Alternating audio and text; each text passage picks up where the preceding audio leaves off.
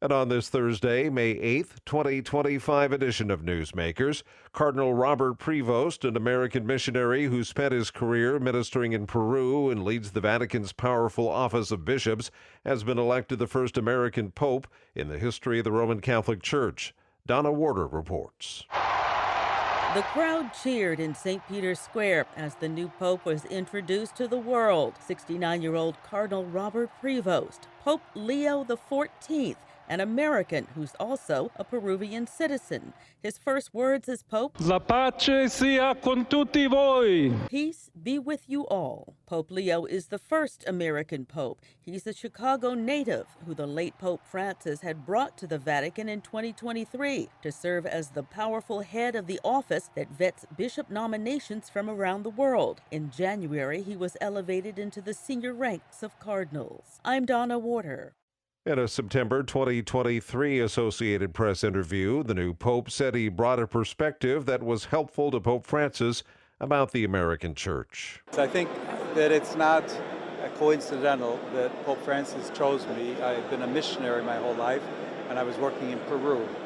But I am American, and I think I do have some insights into the church in the United States. So the need to be able to advise, work with Pope Francis, and to look at the challenges that the church in the United States is facing. I hope to be able to respond to them with a healthy dialogue. Reverend Thomas Reese, an analyst with the Religion News Service, explains the significance of the new pope's name, Leo. I think what's significant about Prevost is the name he chose. He chose Leo. And you have to remember that his predecessor, Leo XIII, was the one who started the Catholic social justice movement in the Catholic Church. Meanwhile, speaking with reporters, President Trump says he's pleased the new pope is an American for the first time. What greater honor could there be? And we were a little bit surprised, but very happy. It's just a great, absolutely great honor. Pope Leo XIV does appear to have some opposing views from the Trump administration. A review of Cardinal Robert Prevost's previous post on X shows he frequently used social media to subtly push back on the Trump administration and its policies. The new pope shared articles and posts that disputed Vice President Vance's interpretation of the Christian order of love, criticized anti-immigrant rhetoric, and spoke out against the death penalty as well as Congress's handling of gun laws. Dr. Stephen Oakey with St. Leo University near Tampa says the new pontiff may be more of a traditionalist while sharing some of the other concerns that motivated Pope Francis. In other news, the parent of a school shooter in Wisconsin is facing charges in connection to the case.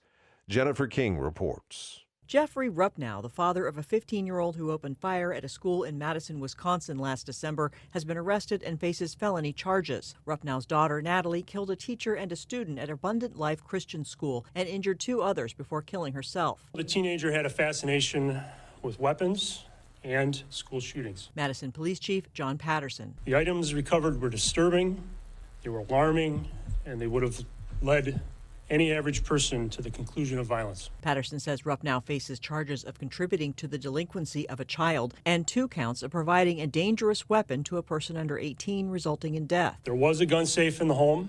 Based on our investigation, it did not stop the teenager from having regular access to the firearms. The criminal complaint details Natalie's obsession with violence and how her father tried to bond with her through guns, even as she planned the attack. Ruppnow's the latest parent of a school shooter to face charges. Last year, the mother and father of a school shooter in Michigan were convicted of involuntary manslaughter. I'm Jennifer King.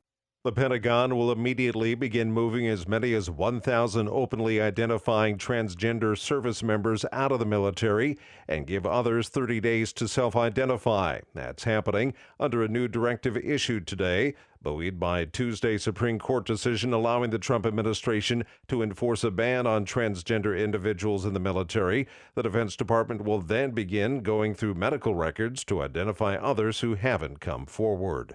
The University of Washington is suspending 21 pro-Palestinian students who protested against Israel. The students were among 30 demonstrators who were arrested this week for taking over and reportedly damaging the school's engineering building and demanding the university cut ties with Boeing because of its relationship with Israel.